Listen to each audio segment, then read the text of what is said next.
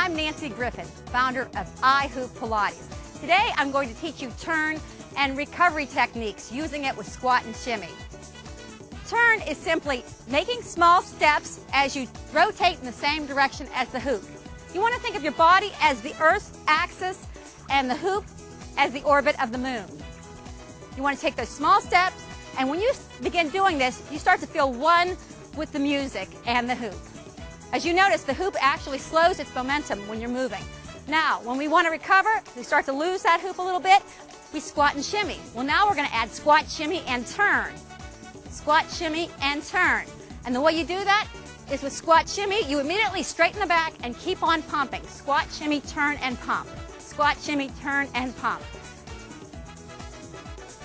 iHoop Pilates is all about the fun.